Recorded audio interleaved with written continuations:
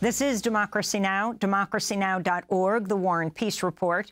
I'm Amy Goodman with Juan Gonzalez. Julian Assange is free. That's what his wife tweeted after he left the Belmarsh prison in London Monday, having reached a plea deal with U.S. prosecutors that allow him to soon head home to Australia, ending a more than decade-long legal ordeal. Julian is now flying to the U.S. territory island of Saipan in the North Marianas, where he will appear before a U.S. district judge. He will plead guilty to one felony. He faced 175 years in a United States prison. As we continue our coverage, we're joined in Sydney, Australia, by Anthony Lowenstein, independent journalist, longtime supporter of WikiLeaks. And we're joined in Washington, D.C., by Trevor Timm, executive director of the Freedom of the Press Foundation, a group that's long advocated for Julian's release. We welcome you both back to Democracy Now! We have spoken to you both about the issue of Julian for many years. Trevor, if you can talk about the significance of this moment, the fact that, I mean, in the last week, it looks like this deal was negotiated. Yeah, thanks for having me, Amy. You know, I think the first word that comes to mind is relief. This case was a ticking time bomb for press freedom rights in the United States. You know, the case wasn't getting a ton of coverage in the mainstream media, so I think there was a misconception that Julian Assange, because he was charged under the Espionage Act, was charged with spying. But what the Espionage Act essentially says is that you can't receive and obtain and publish government secrets. And of course, that's what journalists do in this country all the time when they're covering national security, whenever they're covering policy. And so thankfully, we've avoided the worst case scenario, which would have been a court precedent and a conviction in court, which then would have bound other judges potentially in future cases against other journalists. But I am still worried about this guilty plea because the one charge that Julian Assange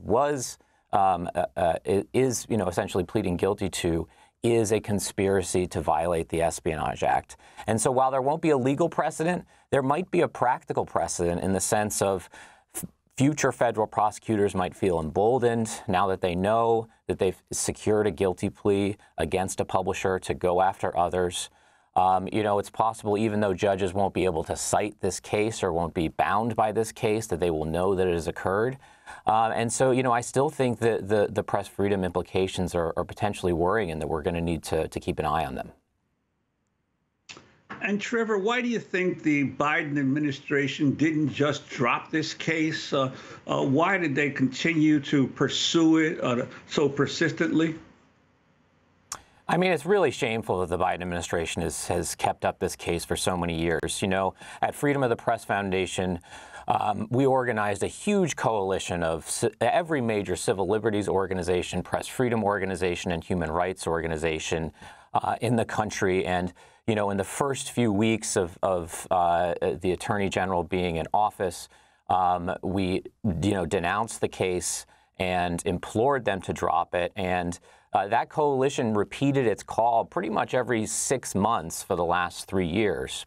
President Biden has gone out of his way to talk about how journalism is not a crime and that he respects press freedom. Yet this case has, essentially been hanging over journalists for the entire time they've been in office. They absolutely should have dropped it when they came into office. And you know what? They could have dropped it yesterday. And Julian Assange could have served the same amount of time in prison. They seem to have wanted a symbolic victory, which again, could potentially hang over the heads of national security journalists for years. So don't get me wrong, I don't blame Julian Assange for taking this deal at all. He's been through an incredibly harsh ordeal himself. But I do blame the the Biden administration. And, I hope this doesn't come back to haunt them and haunt us. And could you talk some also about the conditions of Julian's confinement in Belmarsh? I think I just know from media reports that Julian has suffered from, a series of serious medical conditions and has been isolated for long periods of time. when he's been there. You know, we have to remember that this case started during the Trump administration. The Obama administration actually refused to prosecute Julian Assange for the exact reason that we're talking about now. Eric Holder in the Attorney General's office during the Obama administration, you know, was reported to talk about the fact that there was this quote-unquote New York Times problem, that it would be impossible to prosecute Julian Assange without then affecting newspapers like the New York Times and Washington Post, who of course also have reporters who talk to sources within the government, who ask them for documents, who receive documents, and then publish documents that the government considers classified. So the Obama administration actually rejected this case despite not liking Julian Assange at all. The Trump administration revived it. And unfortunately, the Biden administration has continued it on for 3 years. And, you know, again, thankfully, Julian Assange is finally going free today. But the press freedom implications, I think, remain to be seen. I wanted to bring Anthony Lowenstein into this conversation, independent journalist based in Sydney. It's where Julian Assange is expected to fly into to meet with his family on the tarmac. His wife, Stella, talked about she has not known him since she met him when he was under house arrest. You know, Democracy Now! Also has interviewed him over the years, from when he wore an ankle bracelet to when he got political asylum in the Ecuadorian embassy. If you can talk about being an Australian and from Australia, your Prime Minister and the Parliament of Australia coming behind Julian Assange and then weighing in with President Biden each time he met with him, Anthony, and what Julian Assange means in Australia. Yeah, thanks so much for having me, Amy and Juan. Look, the release of Julian is a big story here for obvious reasons. I think a lot of Australians for years have felt incredibly angry with the fact that an Australian citizen, Julian Assange, is being prosecuted in the US under the Espionage Act. He's not an American citizen. He's barely spent any time in America. And I think it goes to the heart of how many Australians feel about the relationship between the US and Australia. Often Australians feel like we're, and I agree with this, a client state of the US. This is because of joining every single war in the Middle East, wars in Vietnam. We have a massive US intelligence base, Pine Gap, in the centre of Australia. Australia really is not an independent nation. And the idea of the US prosecuting Julian for journalism, which was, as Trevor rightly says, what so many decent journalists do every day, speaking to sources inside government and elsewhere, was an outrage. And I think for many years, a lot of Australians, the majority, in fact, of Australians wanted him to come home. I'm obviously glad that the current government has done that, mostly behind the scenes. I mean, for many, many years, the former government, much more conservative one, had no interest in trying to get Julian Assange home. And I think it just goes to the heart also, because I've been knowing WikiLeaks since 2006 when they first launched, started to get to know Julian then from the beginning when he launched it in Melbourne, Australia. And really from the beginning, his whole idea was that so much of mainstream journalism was too close to those in power. And as anyone who is a journalist or a citizen or anyone interested in accountability, there's really no media organisation in my adult life that has released more vital documents about the state of global power than WikiLeaks, from Guantanamo to Iraq, Afghanistan, Palestine, the drug war. So many documents which you can access free on their website. And I think that goes to the heart why many Australians, in fact, felt very proud, because in some ways in the last decades, there are two major global figures of media interest from Australia: Rupert Murdoch, who's obviously very, very right-wing, and Julian Assange, who obviously is a very, very different person. So there's elation in Australia today, and rightly so. Yeah, and I wanted to ask you about that, Anthony, the impact of Julian and WikiLeaks on the practice of modern journalism. It seems to me that it has not been the same since WikiLeaks first came on the scene. And if you could speculate about the impact that he has had on the practice of reporting. Well, it's been profound. And obviously, WikiLeaks started really before social media took off. I mean, 2006, there was Facebook, but it was in its infancy. And really now, every major media organization has a so-called Dropbox where sources can deliver information. I think there is a much greater awareness in at least some aspects of the mainstream press. So there needs to be more accountability and transparency around their actions. I think that's not as much as there should be, to be clear. And I think also what it's done, it really ties into a larger picture of how many people in the world, really, in the global south or the north, increasingly do not trust those in the mainstream press for not reporting the reality of what's going on, whether it's the war in Palestine, whether it's the wars in Iraq and Afghanistan in the last 20 years, the war on terror, Guantanamo, torture. And I think a lot of people in the public demand much more accountability from the mainstream press, but they're not getting it. And if you look at pretty much any public opinion poll of the mainstream press by the public, there is deep contempt for a lot of us in our profession. Not all, of course, not all, but many in the mainstream press are not treated with respect. And I think WikiLeaks, in some ways, the documents that they have released over years now, close to 20 years, I think often has shown up the mainstream press, which I think is why so many journalists still to this day, there have obviously been many reporters who have supported Julian over the years, to be sure, but I think a lot of journalists have been jealous. I think there's a lot of professional jealousy around what WikiLeaks has achieved in its life. And obviously what happens now is up to Julian and WikiLeaks as an organisation. Who knows where it'll go? But I think the legacy is very clear, and the documents that they have released, even if they release nothing else beyond this date, their legacy is set because of the vital documents that they've put into the public domain. I want to, Anthony, go to the collateral murder video shot in July 2007, leaked by Chelsea Manning to WikiLeaks. The now infamous video showed U.S. forces killing 12 people, including 2 Reuters employees. Reuters had applied for years to try to get a hold of the video that showed the killing of their 2 workers, the videographer Namir Noreldin and Saeed Shama. They couldn't get it. It was only when WikiLeaks released it that the world saw. It's called, by WikiLeaks, the collateral murder video, again, shot in July 2007, leaked by Chelsea Manning to WikiLeaks.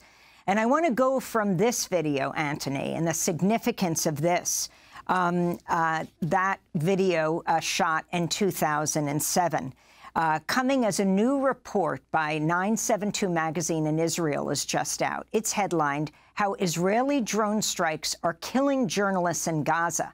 It reports survivor testimonies and audiovisual analysis reveal a pattern of strikes by Israeli UAVs on Palestinian journalists in recent months, even when they're clearly identifiable as press.